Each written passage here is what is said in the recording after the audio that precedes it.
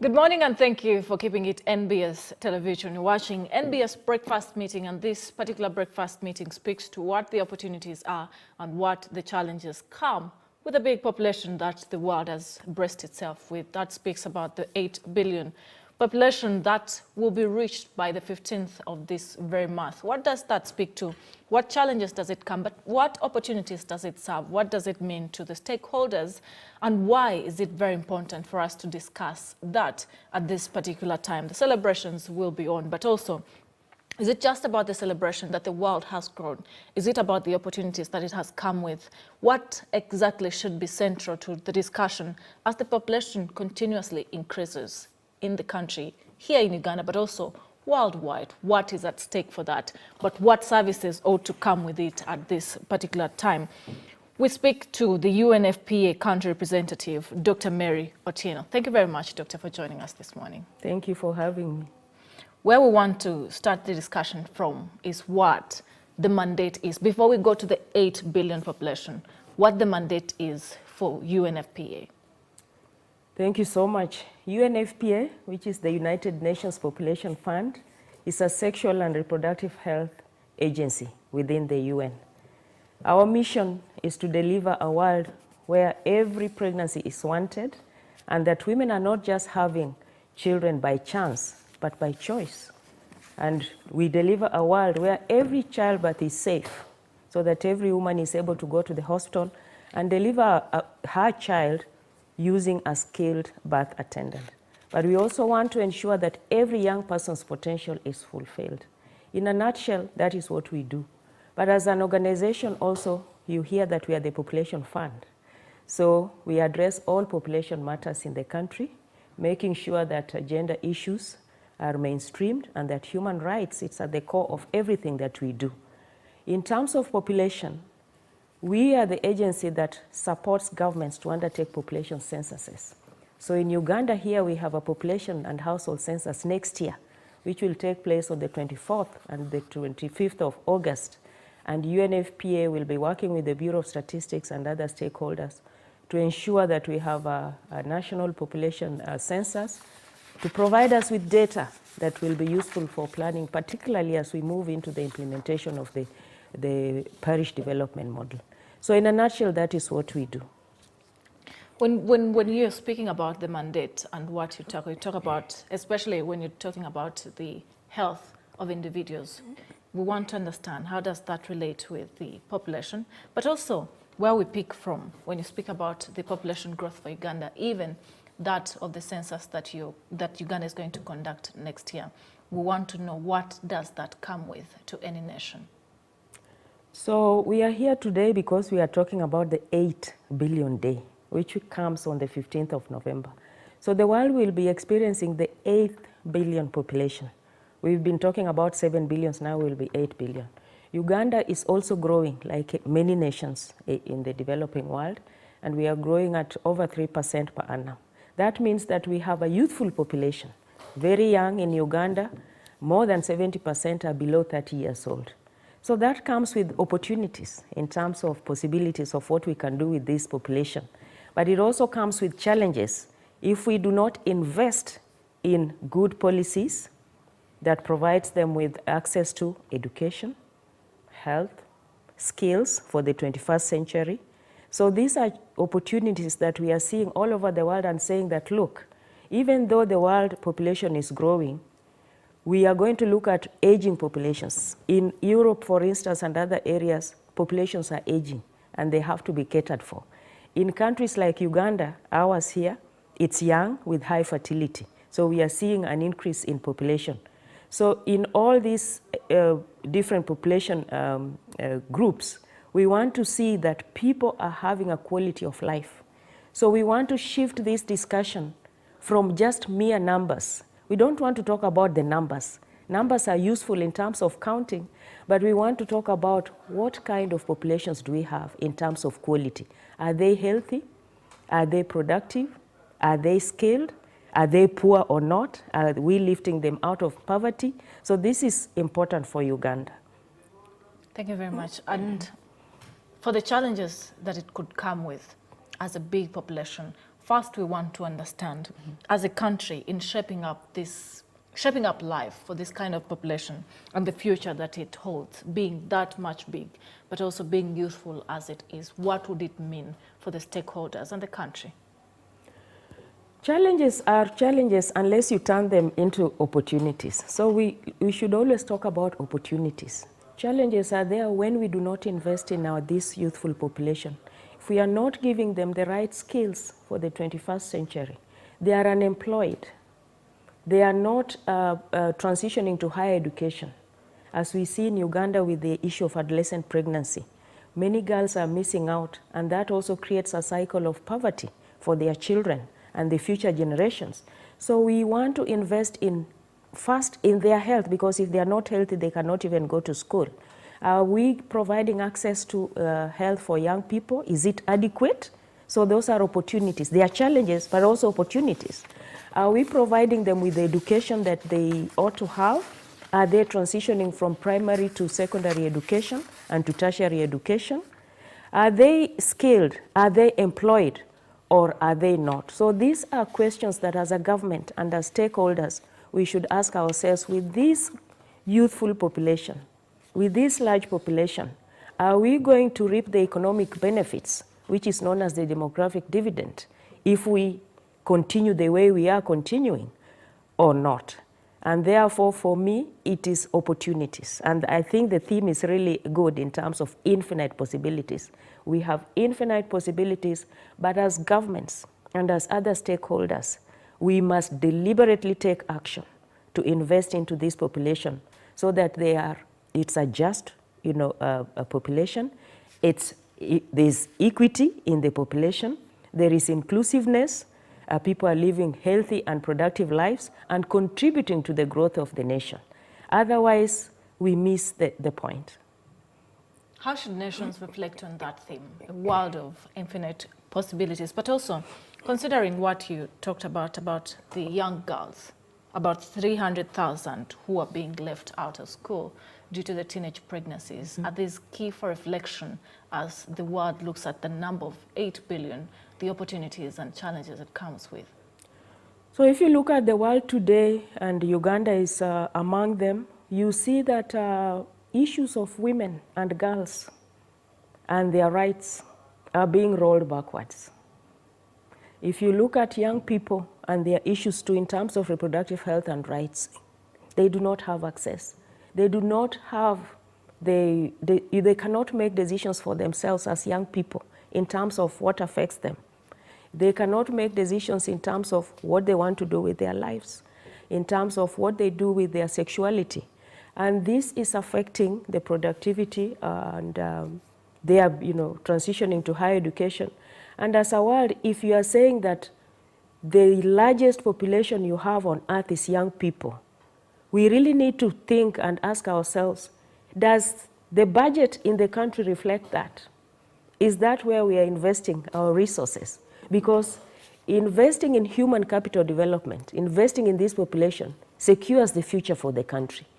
But if we are giving it lip service, then we are going to have challenges. But if we invest in it with the right policies, the right resources, and make sure that young people have access to information, skills, and the services that accompany it, then we are going to see a bright future, a just, sustainable society. But if we don't, then we will have challenges. So it depends on where we want to be. Do we want the challenges, or do we want to see it as opportunities? And I view it as opportunities, but actions from governments and stakeholders must be deliberate. What effect does it come with if the countries are not deliberate to address such issues? Then we see challenges. We see challenges. We've seen young people migrating from Africa, crossing the oceans, going abroad to seek for opportunities, seek for life, employment, seek for education. They are drowning in the seas. So those are the challenges. We've seen wars break because people are not provided with the opportunities with work. The society is not equitable. And so we see refugees coming in, and Uganda is one of the biggest, the host, which hosts a large population of refugees. So these are consequences of not investing in populations. So these are things that are real, and as governments and as stakeholders, we must really reflect on these numbers, that we don't want just to look at them as numbers, but we want people to have choices. We want them to have rights, and we want a just and equitable society for the sustainable development of our populations. What kind of commitment does this come with? The commitment is put in the resources. Make sure that, for instance, for young people, it's very simple. Young people need information to know their bodies, you know. They need skills to navigate this treacherous world. It's not an easy world. You know, I often say that you cannot ask your daughter, for instance, if you have one, or your son, to enter into a swimming pool and to start swimming if you've never given them lessons. Would you do that? Not at any. Nobody would do that, but that is what we are asking our young people. Enter into this world. We don't want to give you information on your sexuality, on your body, and we don't want to give you the protective gears to protect yourself. We just want you to say no, and we have seen that it is not working. It is not working with the pregnancies that we see here, with the children not going back to school because they are pregnant, and with the cycle of poverty that we will see. These are consequences that we can avoid.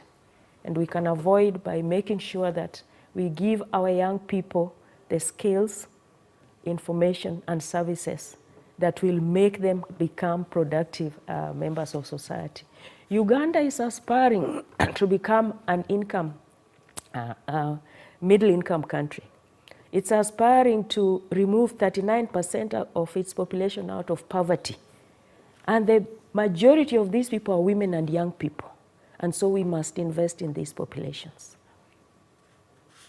This 8 billion day comes with 8 themes.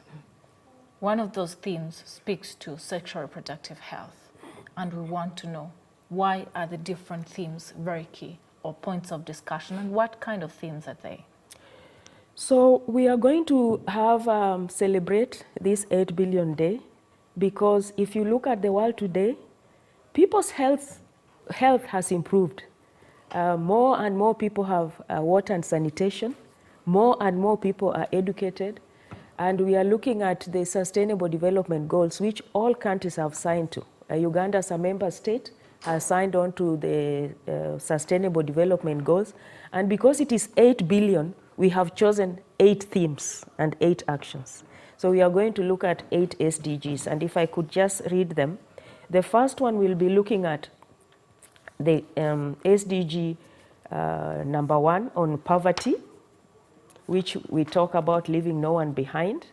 So, which really speaks to Uganda's vision and NDP 3.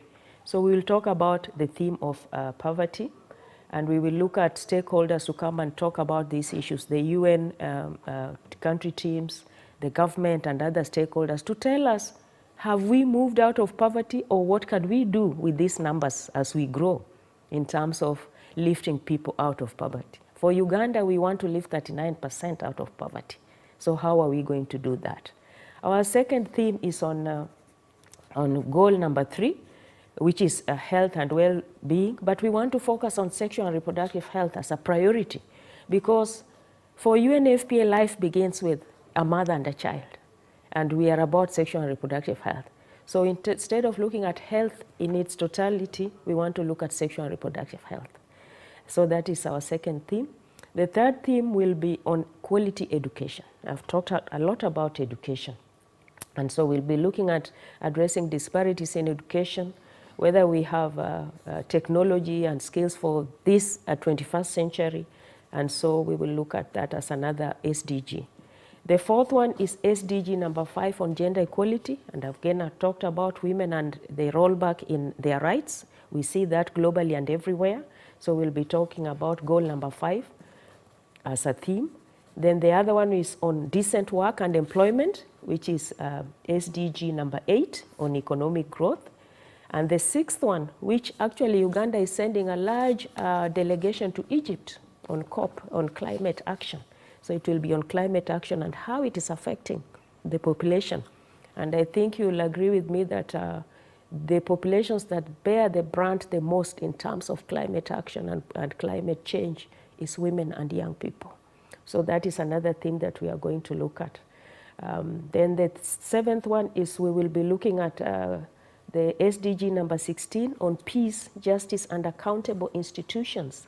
You remember, if there is no governance, if governance is poor and we are not holding institutions to account, then we are not going to achieve our SDGs. So we want to look at our population growth in terms of opportunities and how institutions are going to impact this population. And the last and final one is goal number 17, which is on partnerships for goals. You realize that there is not one single agency or one sector that can address these issues, that it's a partnership of all agencies, all stakeholders, and it's a multi-sectoral response. And so those are the 8 themes that we are going to look at. We are also going to have a quiz for the university students as young people to tell us what they think about the 8 billion in terms of Uganda and the population growth and the Uganda they want. What is the Uganda they want, and how can they as young people contribute to the Uganda they want? We are also going to identify 8 champions to talk on issues of sexual and reproductive health, gender-based violence, and population in general, and how they see the opportunities in terms of Uganda. And finally, on the 15th of November, there will be a symbolic recognition of the 8th billionth child in Uganda. So we will go to Naguru Referral Hospital, and the mother who will have given birth on the 15th of November after midnight, we will recognize that child as the 8th billion child for Uganda. So we are going to have a few, we will provide some equipment, we will recognize the hospital, and there will be a function there, and we hope the Minister of Health will be there. So those are the activities that we've lined up to ensure that we celebrate the 8 billion, but also as a clarion call to really let people know that, hey, there are infinite possibilities if we invest in our populations, but also challenges if we don't. So those are some of the things that we are going to do. What I would like to bring to your attention is the first SDG you talked about, one, to address poverty. Excuse me. And I want to relate it with the disparities in education. What in turn most we would speak to as having been the challenge to bring about teenage pregnancies and a lot of school dropouts, especially for the girl children. And what I want us to address is how should issues that are brought about, especially teenage pregnancies and school dropouts, be addressed. These are challenges that have been consistent, especially for population like Uganda's. How should stakeholders handle this? Where could the loopholes be that probably you as partners and government are working quick to address? So I think what we should do, and I think governments, I don't even want to use the word think. I believe, strongly believe, that we need to implement programs that are evidence-based and evidence-informed.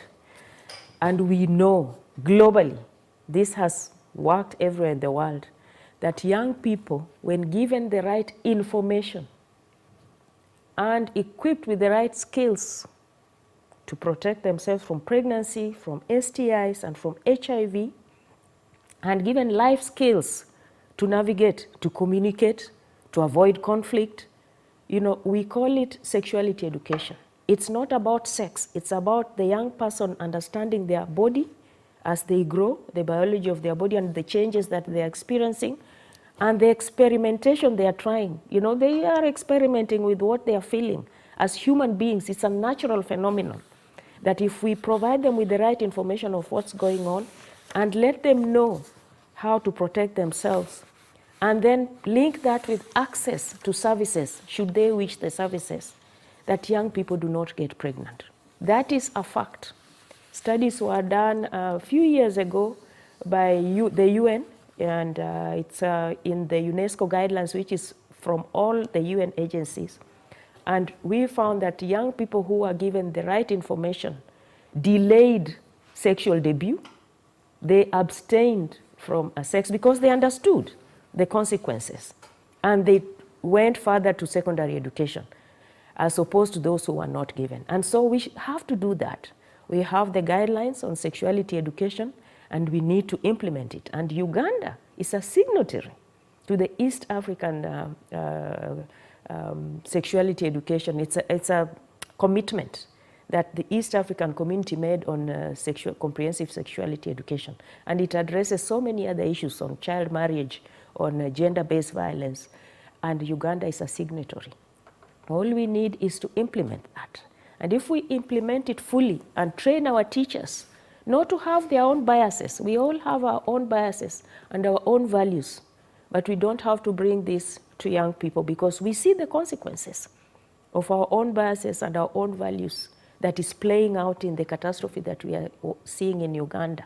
That if that is implemented, well, we will see a reduction in teenage pregnancies. That we must provide young people with evidence-based programs and not just bury our heads in the sand and think that things will change. It is not changing. It would have changed by now. So that is what must be done. There are questions of involvement of young people, especially in government programs that would help them in cases of poverty to address issues as they come because they're part of the systems. Is that one of the ways that probably government would work and stakeholders to involve children if they are still at their young age? You remember programs like PSC that used to be in schools that could address issues of sexuality at schools. Those are programs that are not common anymore in many schools. Is it time that probably even the government programs are lined or streamlined towards addressing the challenges as they come? For instance, in the day and era, we know that the population is increasing, as you say, but also values and way of life in society has changed over time. How should government then and stakeholders be working hard to ensure that even as innovations come, as the population changes, there are values within society, but also the population growth as is does not just become a burden? Yeah, the population growth should not be a burden if governments, as I said, invest in young people. The issue of young people is a multi-sectoral response, so there's not one agency that will manage. So you will find that issues of protection of young girls has to come in from the Ministry of Gender. You'll find that access to health services from the Ministry of Health has to be provided with non-judgmental, confidential services for young people, so that if they go to the health facility and seek services, the nurse or the midwife is not saying you should not be having sex, I will report to your mother, then they are not coming. Employment, Ministry of Justice, just legal issues to protect young people. Ministry of Agriculture to make sure that they are employing young people in agriculture. So it's a multi-sectoral response and not one aspect. But what we know is that young people need to stay in school. Young people are usually not very sick if they are not as sick as the older people. So if they stay in school and the government provides them with the right skills, information, they will stay in school and they'll transition to being productive members of society. There are little things like, and actually they are not little.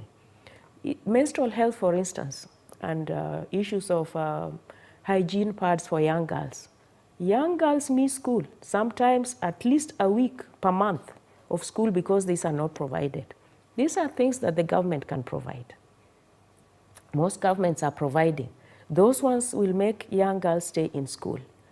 When young parents want to make their children work in farms, governments can put in policies to enforce, parents to take their children to school by having compulsory education. But it should also be free sometimes.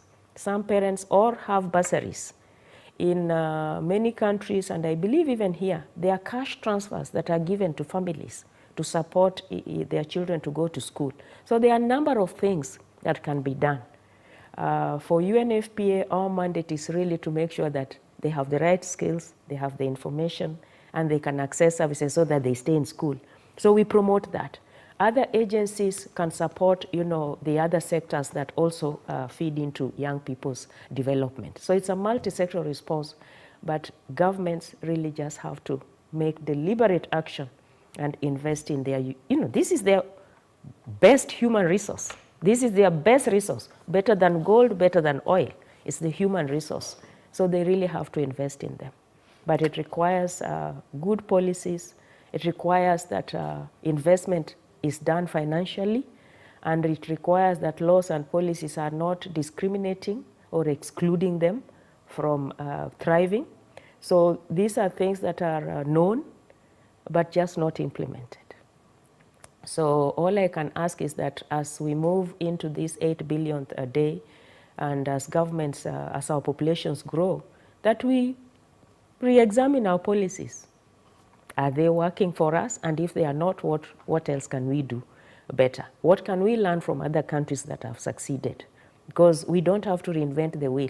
There are so many countries that have battled with these issues and are trying and are doing better, and we could borrow from that. And that is why the UN is here. We are a global organization, and we bring in practices from all over the world to share with the countries so that they do not have to reinvent the wheel. In the African setting, the growth of the population is certainly one that is celebrated, but we know that it comes with pressure, kind of, to social services as offered. And we want to understand, with this 8 billion growth, we believe that this could be growth to every other nation. There's an addition from every other nation to that kind of a population. Where should nations, especially like us in Africa, who embrace every child as a gift, as something very important to have, how should we embrace that, knowing that even when it's a celebration, it comes with pressure to social services? I think the 8 billion day, and not all populations are growing. Okay. Some are decreasing. Okay. In other places like Japan, in Italy, the populations are not growing exponentially.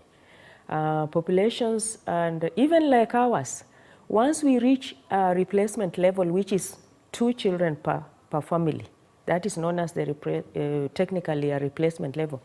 Even with 2 children, the population will continue to grow. So we should never worry about having 10, 20 children, because the population will not stop growing if everybody were to have 2 children. And I'm not saying that people should have 2 children. No. We are talking about rights and choices. So we have rights to have children. It's a gift, and we should have them. But the choice is ours. What kind of children do we want? Do we want children who are unhealthy, whom we cannot feed, whom we cannot clothe, whom we cannot take to school? I think that's why this 8 billion and its theme is really critical. We want to talk about rights and choices, and not the numbers, because the numbers do not matter. You can have 20 children, but you can afford to feed them and clothe them and take them to school. But those who cannot afford, what should they be doing? And should we tell them not to have children? No. But these are rights and choices, and I think the best thing is to educate the society on the benefits, for instance, of spacing your births, what we call family planning.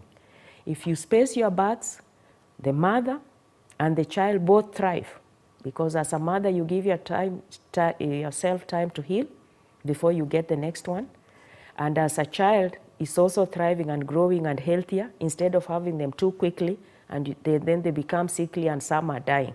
So these are rights and choices that we must educate societies, that it's really not about restricting numbers, but it's about the choices that we make and the rights that all of us as human beings have. And it all boils down to educating the society. We say that if you educate a woman, if the women are educated, first, if they stay longer in school, they will marry later, isn't it? So even childbirth becomes much later. And that means you have fewer children if you marry later. But also, you then know the benefits of not having too many children because you have to go to work. If you have so many children and you're having them every year, you are not even able to work. So these are things that are very basic, but that we must inculcate in our societies to let women and men know that there are benefits of spacing births so that we can slow down the population within your household, but also for the nation as a whole, so that we have, you know, productive, healthy people with quality of life, not just people. It's not good enough just to have people who are hungry, who cannot feed themselves, who are uneducated, but people with quality of life. And I think that is what we want to emphasize during this 8 billion, that numbers are not the problem. It is the policies and the actions that we take and the choices that we make as societies. The COVID-19 that has been here for 2 years is one that affected the population differently. And we know in the different societies, especially in Uganda, there has been an increase in sexual abuse, there has been an increase in sexual exploitation of girls, even gender-based violence. As we commemorate this 8 billion day, where should the focus be in that regard, in terms of the young girls? In terms of women, we know the policies have been there, especially on their rights, but what has not made things work out? Is it time that men get involved at a higher rate, but is it equally happening to males? So gender-based violence and sexual abuse and sexual exploitation of girls has been there, and in many countries we see that. In fact, I saw news recently in Italy where I think a woman is murdered every other week or something. It was some startling statistic. So gender-based violence is there, but that is why for UNFPA we say that you have to start young. In my mother tongue, we always say that you cannot bend an old tree and shape it. You know, when you are making your fence and shaping the trees, once the tree is old, you cannot shape it. But when it is still young, you can actually mold it and shape it to what you want. And that is what sexuality education does. Sexuality education instills and teaches young people life skills on how to communicate with themselves, on what their rights are, on what gender equality is, on how you live and navigate this society. And that is the starting point. But we must also bring in parents. We must also include parents and the religious leaders and the cultural leaders to let them know that it is not okay to abuse women. It is not okay to discriminate against girls. It is not okay if this population is left behind. And but that can only start with young children. If they know that that is wrong, they will grow up into adults who are not exploiting and abusing. And this is not to say that men are not abused, but it is not the majority. The brunt is borne by women and girls. So we must start young. And that is why sexuality education, even though there's a lot of politics and debate about it, because of lack of understanding of what it is one of the most important things that we can give our children, because it's about life skills. Once they know that how to interact with their fellow, with the opposite sex, we will reduce this. But the other thing is, other than looking at our culture and preserving those that are good, because we have good culture, we will preserve those. But those that are retrogressive, that are not good, that are harming women, we really must look at them. And I'm glad to see that in many places here in Uganda, there are cultural leaders who are having ordinances in their communities to stop gender-based violence, to stop child marriage. So these things are happening.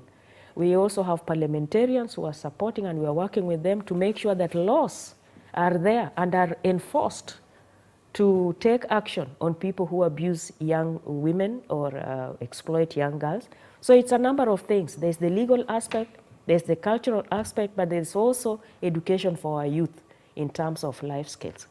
So this has to be addressed, but has to be systematically done, and we must invest in it. We have these programs, but they are not at scale. So if we can scale this and keep at it, we may begin to see some changes. But this, in terms of sexuality education, when people know their rights, even the young girl, young people should know that when you touch me in this manner, or when you are telling me or doing this to me, that it is wrong. But some do not even know. So these are the things we are saying. We really must equip our young children with information. So it's the education for the young people. It's addressing the cultural norms that are not positive, but also the legal aspect has to come in. So it's a three-pronged approach. What will it take for those programs to be scaled up, especially for Uganda, where we are? Funding, funding, funding. So for instance, in UNFPA, we have these programs, but they are very small because we cannot expand to all areas of Uganda. But usually it's the responsibility of the government to expand this. As a UN, we are not a donor. Really, we are the partner to the government. And so we can only bring in technical expertise, we can convene, we can coordinate, we can advocate, but the buck stops at the government's desk. They are the ones to take these initiatives that have been brought in by partners and scale them up, and that means actually funding them. So it's a matter of funding, but also it's the will and commitment. So are we committed to doing this? If we are committed, we will do it. Because people put priority and funding where they feel it is important. And so it's a matter of, do we believe that this is important and do we want to do it? And so working with our parliamentarians, especially our women leaders, becomes critical. 8 billion, 8 themes, 8 actions. I want us to speak to the theme of leave no one behind, eradicate multi-dimensional poverty and inequalities in the world of 8 billion. What does this have to mean to women? So there is 39% here in Uganda who have to be lifted out of poverty. Usually the population is always 50-50 or just slightly more women. And so if we want to eradicate poverty, I think for me in Uganda right now, the parish model is a good model if it is implemented, and to make sure that we have the right data to know that who is being left behind. Because how do we know who is left behind? First, we start with data, and that is why UNFPA is working with the Bureau of Statistics to make sure that next year we undertake the census, but also have, undertake other data to make sure that we know who is actually poor in terms of the indices that we are measuring, and really support them. If it is education, if it is money, I have seen lots of money going to the parish, to the parishes for development. Yes. I am not sure, maybe you are the journalist, whether women are accessing that funding or it is men. I think those are things that we must interrogate now, right now. Are young people accessing those monies, or who are they? So these are things that we really, really have to look into. There's a lot of money going out there. We want to know who is receiving that money and for what. And that is why education comes in. You might be given a lot of money that you don't know how to use it. You are not educated financially in terms of investing the money and accounting for the money. And so education becomes critical, whether formal or informal, for these kinds of issues. Education addresses poverty, health addresses poverty. So all these SDGs, from one to the last, are interlinked. There is not one that you can address without the other.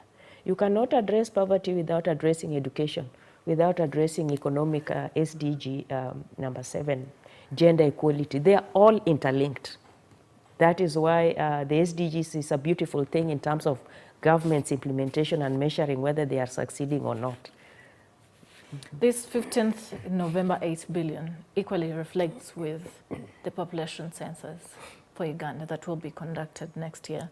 And we want to know, for the general population that does not probably find the importance in conducting a census, where does the importance lie for a normal person, for a country to take stock of the kind of population it has? No, I think there's going to be a lot of awareness raising, and it has started in terms of why it is important to know the numbers. And for us, it's not just numbers, it's numbers for planning.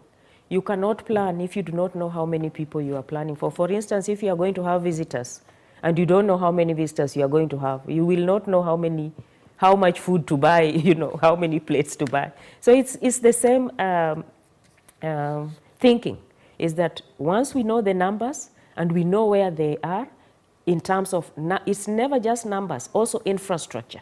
Where are schools, where are hospitals, where are roads, where are facilities, then you can plan better, because then we know where we need to invest our resources, where we need to focus on. So for the common man, it is important that they participate, that they take part into this census, so that they are not left behind, so that everybody is included and the government knows where to put its resources, because we don't have infinite resources. The resources are finite, and you can only prioritize if you know where to put them. So that is why counting is really important, but also because as a member state, we signed on to the SDGs. You will not be able to monitor and report on it if you do not know the numbers. So having a census and having other data collected helps us in monitoring how we are performing in terms of the SDGs. So the population needs to know that this is important for all of us, because we are part of the population. Yeah. When we speak about the growth in the population, there's equally party to the discussion is this resilience in the future, harnessing the opportunities, the rights, and also the choices for individuals. Where most nations have taken initiative to invest has been health and education. How and where else should the nations be very pertinent about investing and also harnessing the opportunities within for their populations that are growing? So economic growth, we talk about populations and the youthful populations and say that we are going to reap a demographic dividend. You reap this dividend because you have a large youthful population that if you invest in their health, in their education, and in their skills and employment, but also reduce fertility and issues like child marriage and adolescent pregnancy. So there are so many things tied together, and also have good governance. The accountable institutions that we are talking about, they must come together for us to harness the demographic dividend. Without that, you cannot just invest in education and health and reap your demographic dividend. It is not possible. Countries that we have seen reap their demographic dividends, like the Asian tigers, the South Koreas, the Thailands, they invested in all those, in the education, in health, in skills, the economic development, but they also reduced their fertility. Things like child marriage were, almost not there. Issues of adolescent pregnancy were addressed, but their governance systems were also improved, so that there was less corruption, there was the right resource allocation to the right places, and money was accounted for. So those things are critical. So it is not just one thing. So it is a number of things that must happen. For Uganda, where we sit, there has been change in policy, there have been discussions, there have been dialogue, especially to address issues of a youthful population that oftentimes has felt sidelined, especially from implementations of the different programs. And we want to understand if, as is, the commitment is made from government to harness the opportunities as they come, to turn the challenges of a big population into opportunities. How much shall we reap out of this? I don't have the exact... It could not be in data form, yes, but in terms of helping the population grow. So the population will grow no matter what. So the population is growing. What we want is a quality population. So if they invest in education, you invest in health, you eliminate or limit child marriage, gender-based violence, women are spacing their families, we will see a dividend for sure. In terms of how much, I think we have done studies, I don't have figures right in my head, but you can actually calculate how much you can reap over the years. It is possible, and countries have done that. So these are basic evidence-informed theories that happen if you invest in this. So it's not a matter of how much, but you will reap a dividend. But we must deliberately deliberately do that. In Uganda, we are lucky we are one of those countries that undertook a demographic dividend analysis and have actually, we do have a roadmap in this country that is being implemented. The problem is funding. The funding is not adequate to make a difference. We are trying, but so again, I talk about investments and resources that have to be put in place for us to see that dividend. So we are on the right track, but we could do more. We're on the right track. We could do more. Yes. Issues of funding, issues of commitment. As a nation, we celebrate this day, we commemorate it, we deal with issues of the policies, we talk about funding. How long will it take for us to realize the opportunities that come with the population? So let me give you a few figures that we know will happen if we invest in a few things. So for instance, UNFPA undertook a study just which was launched this November. So in terms of child marriage, for every $1 invested in ending child marriage by 2030, the economic returns or benefits will be $34 by 2050. So there are actual economic benefits if we invest in this. In terms of female genital mutilation, which still happens in Uganda, in Eastern and Karamoja regions, if we invest for $1, we invest $1 in ending female genital mutilation by 2030, we will reap economic benefits of $10 by 2050. And for every dollar that we invest in ending preventable maternal deaths and the unmet need for family planning by 2030, we will reap at least economic benefits of $8 by 2050. So these are real in economic terms, but we must invest that dollar. Right now, we are not investing enough in reproductive health at all. UNFPA currently procures about 45% of the commodities, the contraceptives for the country. The government should be doing 100%. And the government has committed actually to doing more and investing more, but it should be at 100%, so that we do not run out of commodities at any given time when a woman wants to space their child. It should never be that they do not have a contraceptive or that one method is missing. So there are real economic benefits as we see from the evidence. So this is real, we just need to do it. So as the theme says, we have infinite possibilities to make the right choices, to have a just, equitable, and sustainable society. As we come towards the close, I want to pick from you what your remarks are, but also how nations should reflect at the time of the population growth, especially nations that aspire to go into the middle income status. How should they reflect on the theme, and where exactly should they pay attention? Very simple. Because we are youthful populations, we are rapidly growing like Uganda, most of us. The youth is our biggest investment. That human capital is our best security for the future. So we really must invest in young people. This is our only hope, our only chance. Let us not give it lip service. Let us invest in their health, in their education, in the skills for the 21st century. Let us eliminate child marriage, reduce adolescent pregnancies and gender-based violence, and make sure that women are not giving birth by chance, but by choice. Let us provide each one with their rights and choices so that we can have a just, equitable, peaceful, and sustainable society. That's all I can say. What is the commitment of UNFPA as we close? We are always committed to ensure that every woman, gives birth safely, that every young person's potential is fulfilled, and that every woman is giving birth by choice and not by chance. That is our commitment, and we'll continue working with the government to ensure that this happens. Thank you very much, Dr. Mary Otieno, who is the UNFPA country representative.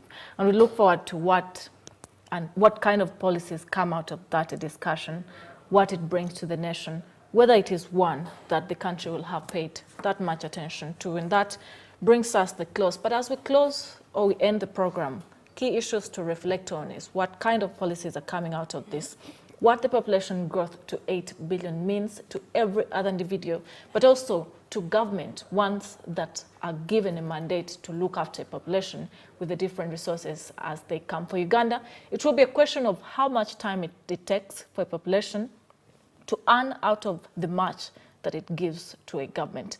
That's it for NBS Breakfast Meeting. My name is Shamim Nabakoza. Good morning.